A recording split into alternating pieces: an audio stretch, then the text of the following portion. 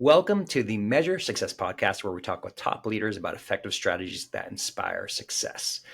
First of all, I want to thank 40 Accounting for sponsoring this podcast. 40 Accounting helps with small to mid-sized business with bookkeeping, financial reporting analysis, planning for the future, and also getting your taxes done. If you want to learn more, go to 40accounting.com. Nicole Kramer is a distinguished keynote speaker, sales coach, and corporate sales trainer dedicated to transforming sales through human connection and strategic communication. She has a background, which is really cool, is near your my heart, as one of my daughters is a teacher, a high school math teacher for 15 years, and she transformed into corporate sales and became a number one salesperson at a Fortune 500 company. Today, she's growing and a keynote speaker. I love it. She has a goal to get to 30 speaking performances here in 2025, and she continues to grow and makes a significant difference out in the marketplace. Nicole, welcome to the Measure Success podcast. Thank you, Carl. I'm excited to be here. Absolutely. We were talking ahead of time, and this is, by the way, Nicole's second time on the Measure Success podcast. We've been wrapping up our $4 million 4-minute podcast. It was like, no, we're just going to combine this all into one thing today and have some fun, learn about what you're doing, but more importantly, helping others to learn, right? There's a better way. And sometimes, I love our earlier conversations. Sometimes there's a catalyst, right, that forces you to change what's happening in your world. So I'm going to just hit on that just to begin with, because I always like a good kind of like story to get people excited about or freaked out about. So you had this Facebook account that had 1,000 leads, Nicole, and what happens next? Because I think you should describe it better than I would be able to describe it. Well, it was not the most ideal scenario, but I got hacked. I had been running and operating that Facebook group for a number of years, for about 5 years since I had been in business. And that is how I had set everything up, systematized everything in my business. That's how my funnel went through and all of my launches. And so things had been running very well in there for a while. Honestly, I was a little, I don't want to say bored, but I was kind of ready for something new. But as long as things are working, it's almost like we kind of stay status quo. And I got caught being complacent by the universe. That's what I think. And what happened is I got hacked, and, hackers were going after business accounts because they have payments tied to them. They have, they can run ads and different things like that. So the hackers got me, and overnight, business as usual changed very quickly. And it was interesting because I remember it was a Saturday, and I was sitting looking at my phone, and it said, I don't even remember the name, but it was like, so-and-so is, a new member of your group, or has just taken ownership of your group, or something like that. And I was like, that's weird. Who is that person? And then like 10 minutes later, I got another email that said, so-and-so removed you from the group. And I was like, and I was watching, it was a Saturday. I was enjoying it, watching football and just kind of not working. And all of a sudden I was like, ooh, I might want to look into this. And it was already gone. Like I couldn't even get into the group. I couldn't get anything. All of my Instagram, like anything got shut down except for my one main account. Thank goodness a friend of mine said, she's a lawyer. She said, go get the Instagram. What's the little badge that you can get? She said, go get that right away, or they're going to come after your Instagram next. And I did get that right away. And then sure enough, they took all of my other Instagram accounts, and everything was gone. And then interestingly enough, and not connected, about a day or two later, my domain went down, my website, everything. And it was one of those, of course, I thought it was the hackers at first. I'm like, oh my gosh, now they're after my domain. Like, what's going on? Everything's burning down. I really wasn't experiencing it as a Chicken Little kind of experience either. It was interesting because I was almost like so calm through it. I was like, should I be more worried? But as I said, I think the universe was like, hey, you've been talking about this thing that you want to do for a while, and you haven't been doing it, and you haven't been taking action. So if you're not going to do it, we'll burn it down for you and force you to do it. And as you said, that was really what I believe was the catalyst. I think it's always so fascinating, right, when a major channel in someone's business, right, has a disruption. Mm-hmm. And we can apply this today to tariffs that are happening, right? Mm-hmm. You might be selling a product, and all of a sudden France puts a 50% tariff on you selling your wine or bourbon, right? You're in Tennessee, your bourbon to Europe. That can be catastrophic, right? Wow. Literally, immediately overnight.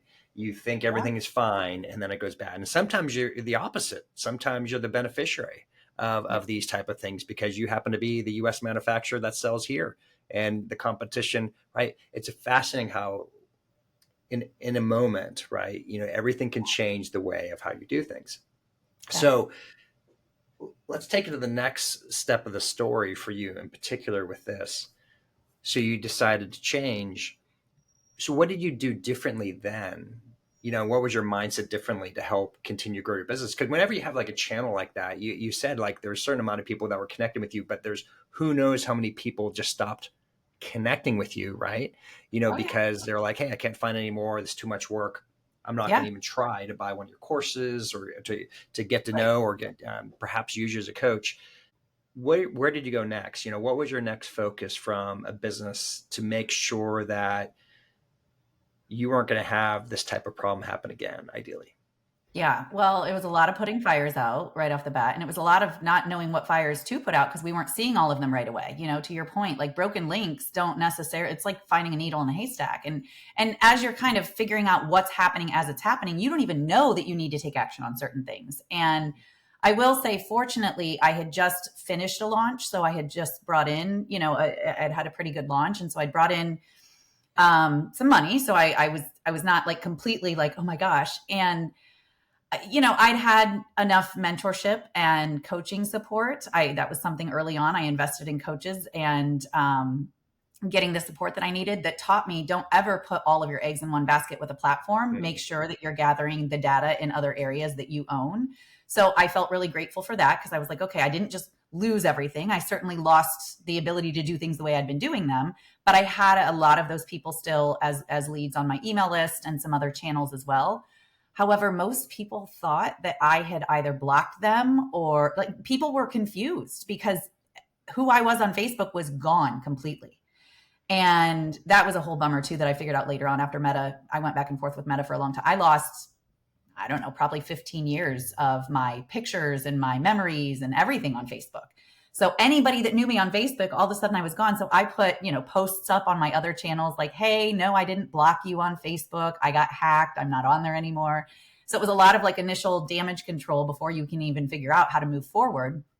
So that was interesting. Fortunately, I have a really good team. So my VA, she right away kind of regained control of the Facebook group so that whoever was in there couldn't do any more damage. I didn't have payment systems tied to it, so they weren't, off spending my money in some foreign country. And then it was really about, okay, let me regroup. The domain's down. I can't do anything with that. As you said, nobody can do the things that buy my programs or do anything like that. I didn't even get that domain back for like 90 days. So that was another big putting the fire out. It's let's start switching the domain to the new one. Um, it was a little messy for a couple of weeks for sure, or months really. But for me personally, in terms of my own mindset, I right away was like, I know what this is. This is pushing me towards the thing that I have been stalling on and that I've been procrastinating on and something I've wanted to do for a really long time, which was speaking. And I had been doing some speaking. I had done it casually. I had never really put intention or focus into prospecting for it and creating new opportunities for it. I know I was good at it and I enjoyed it. And whenever opportunities came up, I said yes, but I had never really gotten focused. And I knew exactly what that was all about when that happened. I was like, this is the universe telling me, go do the thing. And so towards the end of that year, I was like, that happened in like October, November. And so I was like, all right, I'm going to set a plan for 2024 and I'm going to get really intentional and actually do the thing that I've been saying for a while that I wanted to do. And so that was it was like, I didn't spend any time indulging in feeling sorry for myself. I told the story a bunch of times and, shared with people what had happened, but it was like, no, this is a good thing. I'm thrilled this is happening because it's actually forcing me to do the thing that who knows how long it would have taken me to go do it had that not happened. So I was in that moment immediately grateful. And I know that that might sound crazy. A lot of my clients were like, I can't believe you're handling this so well. And I'm like, well, first of all, what choice do I have? Honestly, it is what it is. And secondly, I've got to look at it that way. To me, it's like, that's one of the best gifts we can give ourselves as entrepreneurs is learning how to manage our mindset, learning how to, turn lemons into lemonade. Like, what can we do to immediately see it in a different perspective? Because otherwise I'm going to play victim and I'm going to indulge in it. And then what's that going to do for me? And what's that going to do for anybody who's following me? Like, I really think as leaders, it's really all about self-leadership. And so I was proud that I was able to show up for my clients in that way and say, hey, it's not the sky is falling. There's no Chicken Little here. It's annoying. It's not the most ideal situation, but let me show you how you can handle things when they don't go the way you want them to in your business. And so that was really, it's like, okay, let's just move forward from here. And I'm going to go get intentional about being a speaker. So let's switch over to that. But it's before we say that, it was really funny I was having this, do you remember the movie Shrek? Mm-hmm. You know, so that for better or worse, my oldest daughter, that was like our movie. And so I've probably seen Shrek, I don't know, 50 to 100 times, you know, just kind of one of those movies. Yeah. And there's the scene when Donkey is trying to be seen. It's like, me, over here. You know, it's like, and that's the problem, right? It's like when all of a sudden you've spent so much time and energy on social media and then you've been blocked, you are not found, right? It's where people, because it's their channel, right? People are used to what they're used to. And all of a sudden they can't find you anymore. It's like, oh, I guess they're gone, right? Yep. And out of sight, out of mind. yeah, literally. And then it just goes away and you know, shows the importance of doing, you know, more than one thing. I think, you know, is valuable from what you've discussed. So now let's talk about speaking, because I'm so excited for you about this. You mentioned in 2024, you had this goal of doing 10 page engagements. You got to 15-ish, you know, whatever the exact amount is you said you moved to, which first of all, congratulations on that. Thank you. But there's some big things that change when you going being what I call a casual speaker to a professional speaker, professional keynote speaker. There's a really big change, right? When people get to that level. Yeah. And let's first talk about the soft side for a minute, the confidence side, right? You have to now believe you are worth money to present your time, right? To do things like probably in the past, you're like, hey, I'll speak free because it brings me business. Yeah. Right. And but now you're like, yeah, exactly. And it works, by the way. You know, I mean, speaking free is not speaking for free. You know, if you have the right audience, you're going to get business out of that event. Right. But when you're getting paid to speak, when that's the purpose, once again, it changes the whole ball game and everything is in there. Somebody I was following, I remember several years back, I was at a conference and there was a professional speaker there, and her ability and content was so superior to nearly everybody else who was there, because you guys like, oh, she's been trained. Like, she knows how to tell a story and to have inflection and to pause. Just these, albeit theatrical things, but frankly works, right? It makes the difference between a common speaker and somebody who's really good. So tell me about first that confidence side. How did you go from being, hey, I'm just going to speak to, no, you're going to pay me. And no, you're not just going to pay me for none. You're going to pay me for 10 this year. Like, what changed? Yeah. Well, from the confidence side, I will say this, as you know, I was a teacher, and in my former life, I taught for 15 years. I think a big piece for me, I just feel very fortunate. It's easy to look back now in my life and see a lot of the through lines and why they happened the way that they did. And I'm like, wow, that 15 years of being a high school teacher was so training ground for being a speaker. Not because it's the professional side of speaking and I'm putting in the beats and the, you know, like you said, the professional side, the art, the performance side of it. But there's some element of that to it when you're a speaker. But I also taught math, so I had to be highly entertaining in many ways, because students aren't necessarily there because they're excited about math. So I felt a lot of my confidence came from things that I had done previously in my life. Now, that's not to say that I didn't lack confidence in a lot of ways, because to your point, when somebody's paying you energetically, it's a very different feeling of how you need to show up. Right? If somebody says, hey, can you come speak for free to our panel or to our, you know, we've got an event coming up, would you do a 30-minute presentation? If it's free, it's not that you're not preparing, you know, just as much for it, but it's a different feeling. So what I did originally, even before I did my 10 gigs last year, or 15 or whatever it was, I was speaking. And what I was starting to learn to do is understand the business side of speaking. And so even if someone wasn't paying me my speaker's fee, I was starting to negotiate different forms of non-monetary compensation, which gave me confidence in negotiations of any kind to receive payment, right? And so some of it was like in those years where I wasn't intentionally focusing on speaking, I was still giving myself practice and getting some reps with having some of those conversations. That helped me gather assets. That helped me gather a lot of really important, helpful stuff that gave me credibility as a speaker. And I think that credibility is what leads to even more confidence, right? Because now I've got the assets. I can show video of me speaking. I can show photos of me speaking. I can show testimonials of me speaking. So now when I'm sitting in front of somebody saying, hey, here's my speaker fee, it's not because I just made it up out of thin air. I actually have credibility and visibility of me doing the thing. And it's then authentic and it's real. And that leads to more and more confidence because now it's like, no, I've done it. I've done it before and I've done it for people like you. And that gives you a different lift in the conversation. That's good. No, I appreciate you explaining that. So if you know, you mentioned to me, and I appreciate it because I've used many coaches with my businesses on myself personally. You sound like you do the same thing. Mm-hmm. So, and part of this is you actually had, I think, is it correct? Have you used a speaker coach, if you may, Yes. to help you out? Yep. So maybe I ask the simple question. So why did you do that? Why did you hire the speaker coach to help you with that next journey? And it's a great question. I did not hire that speaker coach when I was just starting off speaking. So it was probably about 2022 that I started casually speaking, but doing it more intentionally. I did not hire a coach then. I've always had a really powerful mentor who's an incredible speaker, but it wasn't like a consistent meeting that I was having with him about speaking, but I knew I could reach out to him anytime. He helped me navigate some of those early conversations early on. And then when I started to get a lot more reps and I started to get a lot more attention doing it, it came to my attention that there were situations like the one that you just described where you'd show up to events and you could clearly see the difference, even if it wasn't me speaking. If I was attending an event, I started witnessing everything through a different lens.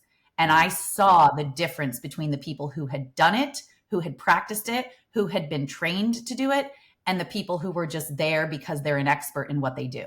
Being an expert in what you do does not make you a professional speaker. And I think a lot of people initially, myself included, think that that's enough for you to get by. But there is an actual art to the performance side of things that makes a really big difference in the overall outcome and what the whole purpose is of you being in front of an audience. And when I started to recognize the difference in people, it's like, wow, that's how they're showing up if they're not trained, and that's how they're showing up if they are. I want the training because I know how I felt and how much more of an impact it made on me when I walked away from a performance from someone who really knew what they were doing. And I think in life, it's really interesting. Divinely, things just kind of enter your life. And around that time that I knew I was going to need somebody, I happened to meet him at a TEDx event.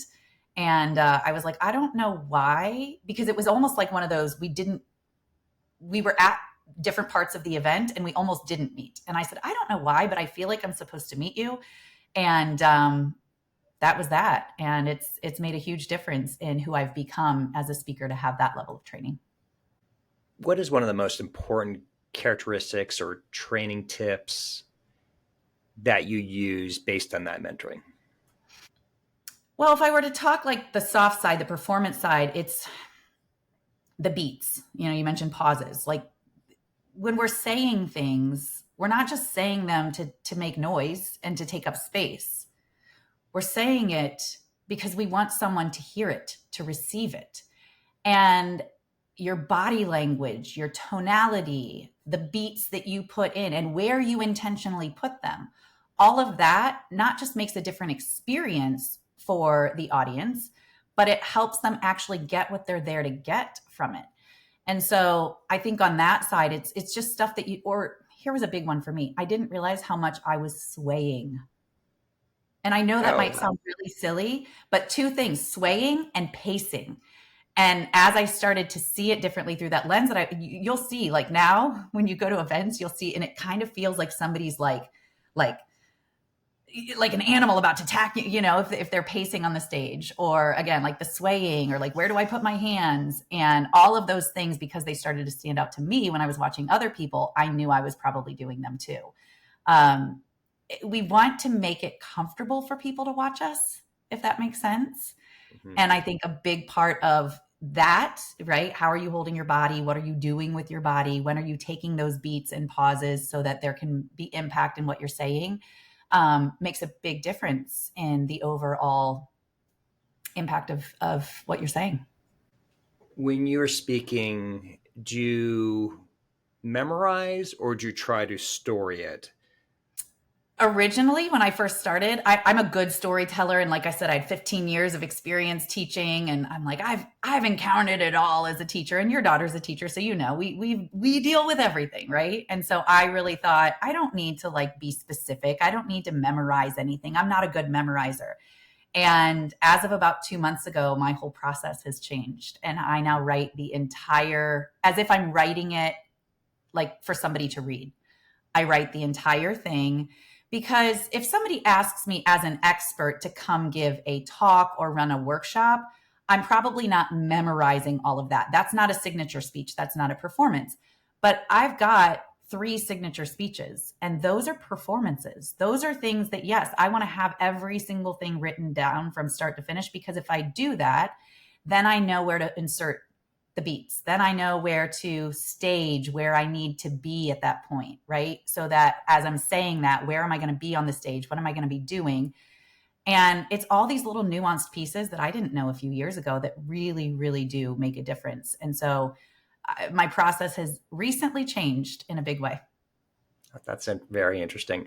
I was watching / listening to YouTube the other day, and it was Jeff Bezos, and they showed him in multiple different speaking engagements saying the same thing.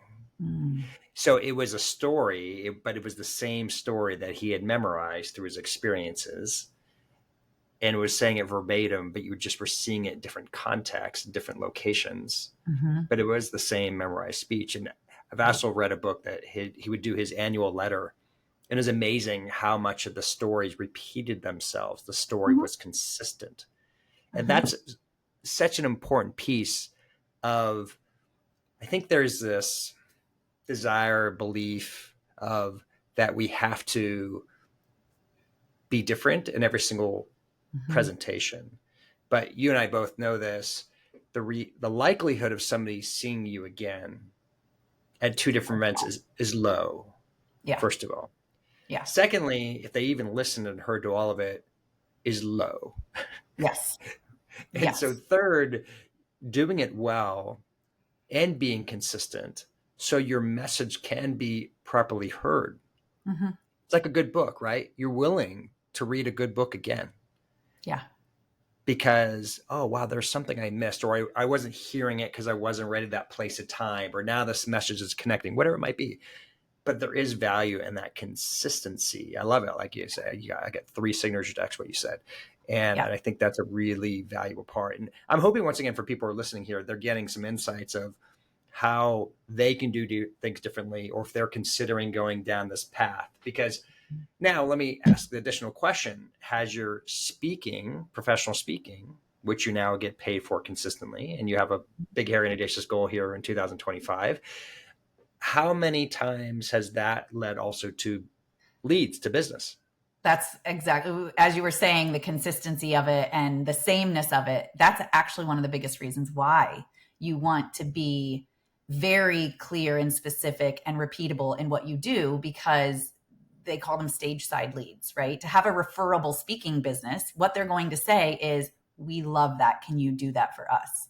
And they want the exact same thing. So if somebody's sitting in the audience that has a team or an organization that could benefit from what you're doing, you need to know exactly what you did so that you can go do it when they say, are you available and what do you charge? Because that's exactly what they're going to say. And so if you show up and it's a completely different speech, there's a misalignment there, right? The expectations are not met. And so you do actually want to say the same thing. And to your point, the likelihood that somebody's going to see it twice is a lot smaller than what we think. And they probably need to hear it twice if they do hear it twice. And they're a different version of themselves anyways at that point. So they're probably hearing things differently. And if you look at anybody anywhere that is doing this, they have their own 2, 3, 4 signature speeches. And it's the same thing every single time. And if you look at some people, they've been doing the same speech for 15, 20 years, as they should. Right? Because it's a performance, and it's something that has proof of concept and has stood the test of time. Angela Duckworth, I was just at a conference and Angela Duckworth spoke, and it was basically this very near the same presentation as the previous time. Once again, God bless her. I mean, she is crushing it. She's getting hyped, but it's the same book, Grit. And the reason why I didn't attend is because I'm wanting her to have her next book, which she's talked about, that she hasn't released yet. And so but for the many other people in the audience, it was new, it was fresh, it was impactful, and it worked. And she's getting paid, right? She's getting paid a significant sum of money to present her, because it's still providing people hope and excitement, right? To hear her story and the science behind grit. Why people end up changing. So yeah, there is definitely value in that repeated. And I think her book is nearly 10 years ago, when it was released, and she's still speaking on the same concept, and just shows that you can consistently generate wealth, generate speaking opportunities by a really good message, when that's done well. Yep. So I want to go on not a tangent, but a related aspect today in how perhaps it's impacting your sales coaching with your clients. The duh statement is AI has significantly changed what people get today. Generally my email inbox is sprayed with people who give an appearance like they know who I am because of AI. I've never met them before. And so I would say, what I'll say from my perspective, even on my LinkedIn account, which have nearly 20,000 followers, I'm not as engaged in much in the inbox because there's so much garbage that I get come into it because of AI, right? Because there's so many companies that can do it. And by the way, I'm not saying it's wrong to do this. Right. All I'm saying is there's a lot of noise out there. I was just going to say, it's very noisy. Very noisy, right? Yep. So how in today's era it's only going to grow exponentially, right? This is not going to slow down. It's going to be even more in depth. Yep. What are you guiding your clients to be effective in this new world of AI, lead generation, and sales, to help create trust and authentic relationships so they'll still trust and buy from you? Yeah. AI is a great tool. Let's just get that out there. There's nothing wrong with it. There's nothing wrong with using it. I use it. I think it's wonderful. To your point, there is a lot of noise. It has made things very easy to mass produce, and content and emails and different things. And most of us know that the emails that we're receiving and the content that we're reading is produced by AI. And so what are people actually craving more than anything? You said the word: authenticity and connection. They want true human connection. That's the thing that most people don't have. People want to feel seen. They want to feel heard. AI can't hear you and see you and understand you. It's a tool, but it's not human. And so, sure, we could write an email with AI. One of my clients just told me yesterday, she's like, yeah, I've been using AI for all of my emails and everything that I write. And I'm like, great. So what are you doing to prepare for your conversations? Because it's one thing to sound really good when you're using AI to write the email, but then you're still going to show up in a conversation with that person. Right. And how are you going to present yourself and represent yourself? I mean, forgive me for the analogy, but it's like wearing a fake bra. Like, okay, well, when the truth actually comes out, how do you show up? Right. And so I think we still need to know how to communicate, how to connect. And that I think is one of the most important things that's never, ever, ever going to go away for as long as humans are alive. We are here to connect with one another. And so we have to know when we're face to face how to communicate. And if you think that AI is going to do all the heavy lifting for you and you still don't know how to effectively influence and persuade in conversations, you're probably still going to be spinning your wheels in a lot of ways and not necessarily getting the results that you want. You need to know how to show up in conversations confidently and competently and be able to influence them. Yeah, I think that's well done. It is, as you know, right? There's a difference between getting leads, right? Lead generation versus closing a deal, which is sales, Mm-hmm. right? Mm-hmm. And that's the part, the beauty, right, is AI is giving us an increased potential opportunity to get more leads than we have before because it's easier to connect, right? You can exponentially, once again, connect with people that you wouldn't have had to be able to at a fraction of the cost they used to. So Yep. brilliant. Once again, we use AI. I mean, it's, of course we do, right? If you're not using AI, by the way, this is not a don't use AI conversation. Please don't go there. I mean, of course you should be using AI, but it's that authentic, genuine conversation of when you finally do get the opportunity to talk to a human who needs to buy your high-end value service. How are you hearing and listening to them so they're going to have confidence to want to buy from you? Yep. So we just got a few minutes left, Nicole. What are things perhaps you're teaching differently now to help create that trust that's needed, I would say, even more than ever before? Well, I'm teaching people, this is going to sound really crazy. I'm teaching them not to sell. All I mean by that, I'm a sales coach. Of course, I want people to make sales.